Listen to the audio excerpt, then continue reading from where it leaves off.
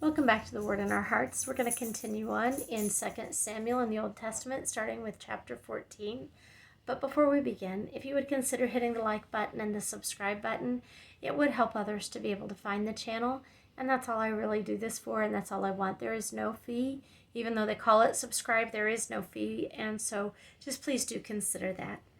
Absalom returns to Jerusalem, chapter 14. Joab, son of Zeruiah, knew that the king's heart longed for Absalom.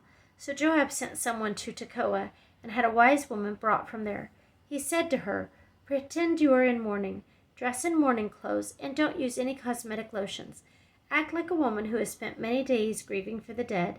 Then go to the king and speak these words to him." And Joab put the words in her mouth.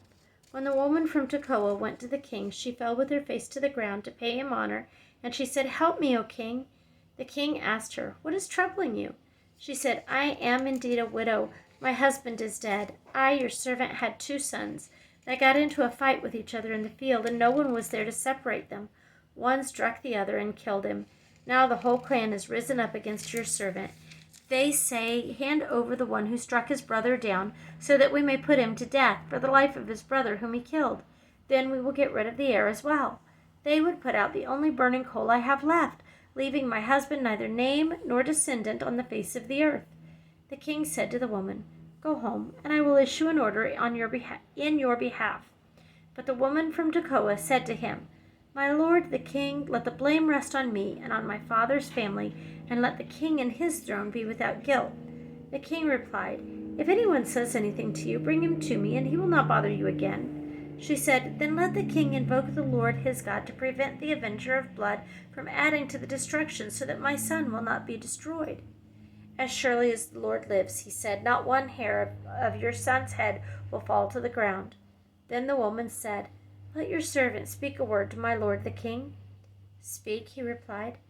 The woman said, "Why then have you devised a thing like this against the people of God? When the king says this, does he not convict himself, for the king has not brought back his banished son? Like water spilled on the ground, which cannot be recovered, so we must die. But God does not take away life. Instead, he devises ways so that a banished person may not remain estranged from him. And now I have come to say this to my lord the king, because the people have made me afraid. Your servant thought, 'I will speak to the king. Perhaps he will do what his servant asks. Perhaps the king will agree to deliver his servant from the hand of the man who is trying to cut off both me and my son from the inheritance God gave us.' And now your servant says, 'May the word of my lord the king bring me rest. For my lord the king is like an angel of God in discerning good and evil. May the Lord your God be with you.' Then the king said to the woman, 'Do not keep from me the answer to what I am going to ask you.' 'Let my lord the king speak,' the woman said. The king asked, 'Isn't the hand of Joab with you in all this?' The woman answered, 'As surely as you live, my lord the king, no one can turn to the right or to the left from anything my lord the king says. Yes, it was your servant Joab who instructed me to do this, and who put all these words into the mouth of your servant. Your servant Joab did this to change the present situation. My lord has wisdom like that of an angel of God. He knows everything that happens in the land.' The king said to Joab, 'Very well, I will do it. Go, bring back the young man Absalom.' Joab fell with his face to the ground to pay him honor, and he blessed the king. Joab said, 'Today your servant knows that he has found favor in your eyes, my lord the king, because the king has granted his servant's request.' Then Joab went to Geshur and brought Absalom back to Jerusalem. But the king said, 'He must go to his own house. He must not see my face.' So Absalom went to his own house and did not see the face of the king. In all Israel there was not a man so highly praised for his handsome appearance as Absalom. From the top of his head to the sole of his foot there was no blemish in him. Whenever he cut the hair of his head, he used to cut his hair from time to time when it became too heavy for him. He would weigh it, and its weight was 200 shekels by the royal standard. 3 sons and a daughter were born to Absalom. The daughter's name was Tamar, and she became a beautiful woman. Absalom lived 2 years in Jerusalem without seeing his father's face. Then Absalom sent for Joab in order to send him to the king, but Joab refused to come to him. So he sent a second time, but he refused to come. Then he said to his servants, 'Look, Joab's field is next to mine, and he has barley there. Go and set it on fire.' So Absalom's servants set the field on fire. Then Joab did go to Absalom's house, and he said to him, "Why have your servants set my field on fire?" Absalom said to Joab, "Look, I sent word to you and said, 'Come here so I can send you to the king to ask, why have I come from Geshur? It would be better for me if I was still there. Now then, I want to see the king's face, and if I am guilty of anything, let him put me to death.'" So Joab went to the king and told him this. Then the king summoned Absalom, and he came in and bowed down with his face to the ground before the king, and the king kissed Absalom. Chapter 15. Absalom's Conspiracy. In the course of time, Absalom provided himself with a chariot and horses, and with 50 men to run ahead of him. He would get up early and stand by the side of the road leading to the city gate. Whenever anyone came with a complaint to be placed before the king for a decision, Absalom would call out to him, "What town are you from?" He would answer, "Your servant is from one of the tribes of Israel." Then Absalom would say to him, "Look, your claims are valid and proper, but there is no representative of the king to hear you." And Absalom would add, "If only I were appointed judge in the land, then everyone who has a complaint or case could come to me, and I would see that he gets justice." Also, whenever anyone approached him to bow down before him, Absalom would reach out his hand, take hold of him, and kiss him. Absalom behaved in this way toward all the Israelites who came to the king asking for justice, and so he stole the hearts of the men of Israel. At the end of 4 years, Absalom said to the king, "Let me go to Hebron and fulfill a vow I made to the Lord. While your servant was living at Geshur and Aram, I made this vow. If the Lord takes me back to Jerusalem, I will worship the Lord in Hebron." The king said to him, "Go in peace." So he went to Hebron. Then Absalom sent secret messengers throughout the tribes of Israel to say, "As soon as you hear the sound of the trumpets, then say, 'Absalom is king in Hebron.'" 200 men from Jerusalem had accompanied Absalom. They had been invited as guests and were quite innocently, knowing nothing about the matter. While Absalom was offering sacrifices, he also sent for Ahithophel the Gilonite, David's counselor, to come from Gilo, his hometown.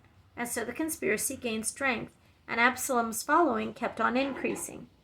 David flees. A messenger came and told David, "The hearts of the men of Israel are with Absalom." Then David said to all his officials who were with him in Jerusalem, "Come, we must flee, or none of us will escape from Absalom. We must leave immediately, or he will move quickly to overtake us and bring ruin upon us and put the city to the sword." The king's officials answered him, "Your servants are ready to do whatever our lord the king chooses." The king set out with his entire household following him, but he left 10 concubines to take care of the palace. So the king set out with all the people following him, and they halted at a place some distance away. All his men marched past him, along with all the Kerethites and Pelethites, and all the 600 Gittites who had accompanied him from Gath marched before the king. The king said to Ittai the Gittite, "Why should you come along with us? Go back and stay with King Absalom. You are a foreigner, an exile from your homeland. You came only yesterday, and today I shall make you wander about with us when I do not know where I am going? Go back and take your countrymen. May kindness and faithfulness be with you." But Ittai replied to the king, "As surely as the Lord lives, and as my lord the king lives, wherever my lord the king may be, whether it means life or death, there will your servant be." David said to Ittai, "Go ahead, march on." So Ittai the Gittite marched on with all his men and the families that were with him. The whole countryside wept aloud as the people passed by. The king also crossed the Kidron Valley, and all the people moved on toward the desert. Zadok was there too, and all the Levites who were with him were carrying the ark of the covenant of God. They set down the ark of God, and Abiathar offered sacrifices until all the people had finished leaving the city. Then the king said to Zadok, "Take the ark of God back into the city. If I find favor in the Lord's eyes, he will bring me back and let me see it and his dwelling place again. But if he says, 'I am not pleased with you,' then I am ready to let him do to me whatever seems good to him." The king also said to Zadok the priest, "Aren't you a seer? Go back to the city in peace with your son Ahimaaz and Jonathan, son of Abiathar. You and Abiathar take your 2 sons with you. I will wait at the fords in the desert until word comes from you to inform me." So Zadok And Abiathar took the ark of God back to Jerusalem and stayed there. But David continued up to the Mount of Olives, weeping as he went. His head was covered, and he was barefoot. All the people with him covered their heads too, and were weeping as they went up. Now David had been told, Ahithophel is among the conspirators with Absalom. So David prayed, O Lord, turn Ahithophel's counsel into foolishness. When David arrived at the summit where people used to worship God, Hushai the Archite was there to meet him, his robe torn and dust on his head. David said to him, If you go with me, you will be a burden to me. But if you return to the city and say to Absalom, I will be your servant, O King Absalom, I will be your servant, O king. I was your father's servant in the past, but now I will be your servant. Then you can help me by frustrating Ahithophel's advice. Won't the priests Zadok and Abiathar be there with you? Tell them anything you hear in the king's palace. Their 2 sons, Ahimaaz, son of Zadok, and Jonathan, son of Abiathar, are there with them. Send them to me with anything you hear. So David's friend Hushai arrived at Jerusalem as Absalom was entering the city. David and Ziba. And this starts chapter 16. When David had gone a short distance beyond the summit, there was Ziba, the steward of Mephibosheth, waiting to meet him. He had a string of donkeys saddled and loaded with 200 loaves of bread, 100 cakes of raisins, 100 cakes of figs, and a skin of wine. The king asked Ziba, Why have you brought these? Ziba answered, The donkeys are for the king's household to ride on. The bread and fruit are for the men to eat, and the wine is to refresh those who become exhausted in the desert. The king then asked, Where is your master's grandson? Ziba said to him, He is staying in Jerusalem because he thinks, Today the house of Israel will give me back my grandfather's kingdom. Then the king said to Ziba, All that belonged to Mephibosheth is now yours. I humbly bow, Ziba said. May I find favor in your eyes, my lord the king. Shimei curses David. As King David approached Bahurim, a man from the same clan as Saul's family came out from there. His name was Shimei, son of Gera, and he cursed as he came out. He pelted David and all the king's officials with stones, though all the troops and the special guard were on David's right and left. As he cursed, Shimei said, Get out, you man of blood, you scoundrel! The Lord has repaid you for all the blood you shed in the household of Saul, in whose place you have reigned. The Lord has handed the kingdom over to your son Absalom. You have come to ruin because you are a man of blood. Then Abishai, son of Zeruiah, said to the king, Why should this dead dog curse my lord the king?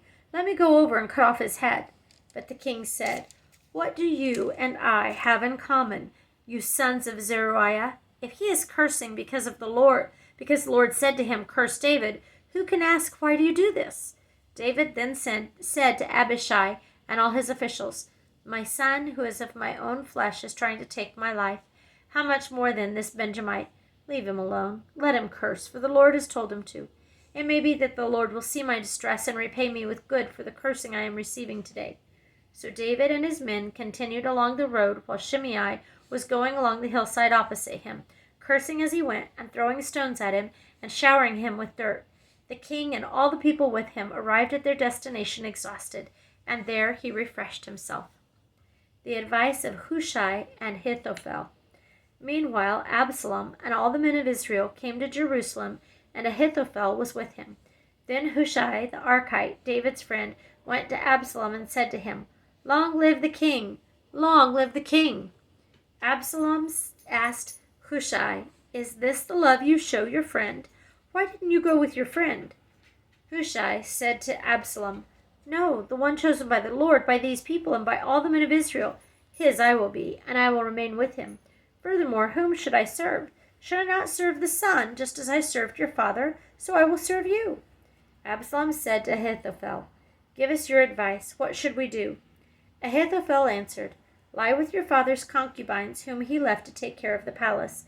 Then all Israel will hear that you have made yourself a stench in your father's nostrils, and the hands of everyone with you will be strengthened. So they pitched a tent for Absalom on the roof, and he lay with his father's concubines in the sight of all Israel.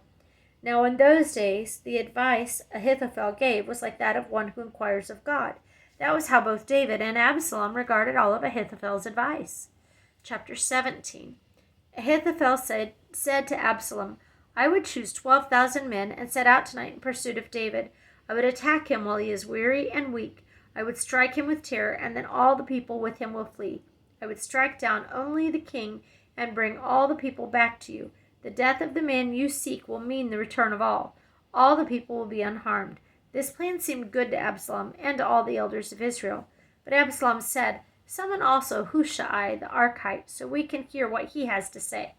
When Hushai came to him, Absalom said, Ahithophel has given his advice. Should we do what he says? If not, give us your opinion.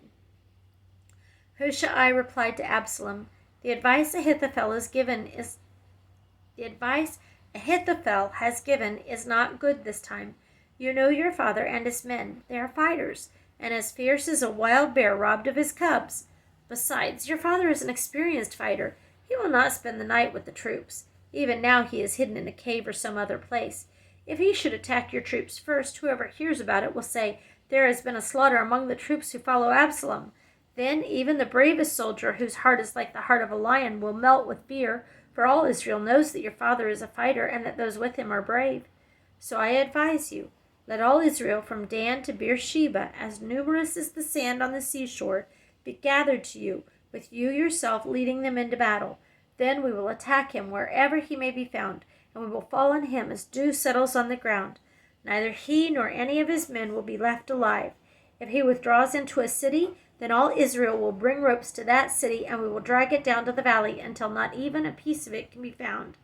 Absalom and all the men of Israel said, The advice of Hushai the Archite is better than the advice of Ahithophel, for the Lord had determined to frustrate the good advice of Ahithophel in order to bring disaster on Absalom. Hushai told Zadok and Abiathar the priests, Ahithophel has advised Absalom and the elders of Israel to do such and such, but I have advised them to do so and so. Now send a message immediately and tell David, Do not spend the night at the fords in the desert. Cross over without fail, or the king and all the people with him will still be swallowed up. Do not spend the night at the fords in the desert. Cross over without fail, or the king and all the people with him will be swallowed up. Jonathan and Ahimaaz were staying at En-Rogel. A servant girl was to go and inform them, and they were to go and tell King David, for they could not risk being seen entering the city. But a young man saw them and told Absalom. So the two of them left quickly and went to the house of a man in Bahurim. He had a well in his courtyard, and they climbed down into it. His wife took a covering and spread it out over the opening of the well and scattered grain over it. No one knew anything about it. When Absalom's men came to the woman at the house, they asked, Where are Ahimaaz and Jonathan? The woman answered them, They crossed over the brook. The men searched out, but found no one, so they returned to Jerusalem. After the men had gone, the two climbed out of the well and went to inform King David. They said to him, Set out and cross the river at once. Ahithophel has advised such and such against you. So David and all the people with him set out and crossed the Jordan. By daybreak, no one was left who had not crossed the Jordan. When Ahithophel saw that his advice had not been followed, he saddled his donkey and set out for his house in his hometown. He put his house in order and then hanged himself. So he died and was buried in his father's tomb. David went to Mahanaim, and Absalom crossed the Jordan with all the men of Israel. Absalom had appointed Amasa over the army in place of Joab. Amasa was the son of a man named Jether, an Israelite, who had married Abigail, the daughter of Nahash, and sister of Jeruiah, the mother of Joab. The Israelites and Absalom camped in the land of Gilead. When David came to Mahanaim, Shobi, son of Nahash from Rabbah of the Ammonites, and Maker, son of Amiel from Lo-debar, and Barzillai, the Gileadite from Rogelim, brought bedding and bowls and articles of pottery. They also brought wheat and barley flour and roasted grain, beans and lentils, honey and curds, sheep and cheese from cow's milk for David and his people to eat. For they said, The people have become hungry and tired and thirsty in the desert. Chapter 18. Absalom's death. David mustered the men who were with him and appointed over them commanders of thousands and commanders of hundreds. David sent the troops out, a third under the command of Joab, a third under Joab's brother Abishai, son of Zeruiah, and a third under Ittai the Gittite. The king told the troops, I myself will surely march out with you. But the men said, You must not go out. If we are forced to flee, they won't care about us. Even if half of us die, they won't care. But you are worth 10,000 of us. It would be better now for you to give us support from the city." The king answered, "I will do whatever seems best to you." So the king stood beside the gate while all the men marched out in units of hundreds and of thousands. The king commanded Joab, Abishai, and Ittai, "Be gentle with the young man Absalom for my sake." And all the troops heard the king giving orders concerning Absalom to each of the commanders. The army marched into the field to fight Israel, and the battle took place in the forest of Ephraim. There the army of Israel was defeated by David's men, and the casualties that day were great, 20,000 men. The battle spread out over the whole countryside, and the forest claimed more lives that day than the sword. Now Absalom happened to meet David's men. He was riding his mule, and as the mule went under the thick branches of a large oak, Absalom's head got caught in the tree. He was left hanging in mid-air while the mule he was riding kept on going. When one of the men saw this, he told Joab, "I just saw Absalom hanging in an oak tree." Joab said to the man who had told him this, "What? You saw him? Why didn't you strike him to the ground right there? Then I would have had to give you 10 shekels of silver and a warrior's belt." But the man replied, "Even if 1,000 shekels were weighed out into my hands, I would not lift my hand against the king's son. In our hearing, the king commanded you and Abishai and Ittai, protect the young man Absalom for my sake. And if I had put my life in jeopardy, and nothing is hidden from the king, you would have kept your distance from me." Joab said, "I am not going to wait like this for you." So he took 3 javelins in his hand and plunged them into Absalom's heart while Absalom was still alive in the oak tree. And 10 of Joab's armor-bearers surrounded Absalom, struck him, and killed him. Then Joab sounded the trumpet, and the troops stopped pursuing Israel, for Joab halted them. They took Absalom, threw him into a big pit in the forest, and piled up a large heap of rocks over him. Meanwhile, all the Israelites fled to their homes. During his lifetime, Absalom had taken a pillar and erected it in the king's valley as a monument to himself, for he thought, "I have no son to carry on the memory of my name." He carried the pillar after himself, and it is called Absalom's monument to this day. David mourns. Now Ahimaaz, son of Zadok, said, "Let me run and take the news to the king that the Lord has delivered him from the hand of his enemies." "You are not the one to take the news today," Joab told him. "You may take the news another time, but you must not do so today, because the king's son is dead." Then Joab said to a Cushite, "Go, tell the king what you have seen." The Cushite bowed down before Joab and ran off. Ahimaaz, son of Zadok, again said to Joab, "Come what may, please let me run behind the Cushite." But Joab replied, "My son, why do you want to go? You don't have any news that will bring you a reward." He said, "Come what may, I want to run." So Joab said, "Run." Then Ahimaaz ran by the way of the plain and outran the Cushite. While David was sitting between the inner and outer gates, the watchman went up to the roof of the gateway by the wall. As he looked out, he saw a man running alone. The watchman called out to the king and reported it. The king said, "If he is alone, he must have good news." And the man came closer and closer. Then the watchman saw another man running, and he called down to the gatekeeper, "Look, another man running alone." The king said, "He must be bringing good news too." The watchman said, "It seems to me that the first one runs like Ahimaaz, son of Zadok." "He's a good man," the king said. "He comes with good news." Then Ahimaaz called out to the king, "All is well." He bowed down before the king with his face to the ground and said, "Praise be to the Lord your God. He has delivered up the men who lifted their hands against my lord the king." The king answered, "Is the young man Absalom safe?" Ahimaaz answered, "I saw great confusion just as Joab was about to send the king's servant and me, your servant, but I don't know what it was." The king said, "Stand aside and wait here." So he stepped aside and stood there. Then the Cushite arrived and said, "My lord, the king, hear the good news. The Lord has delivered you today from all who rose up against you." The king asked the Cushite, "Is the young man Absalom safe?" The Cushite replied, "May the enemies of my lord the king and all who rise up to harm you be like that young man." The king was shaken. He went up to the room over the gateway and wept as he went. He said, "Oh, my son Absalom, my son Absalom. If only I had died instead of you. Oh, Absalom, my son, my son." We're going to end our reading there for tonight, and we will continue on next time. Thank you.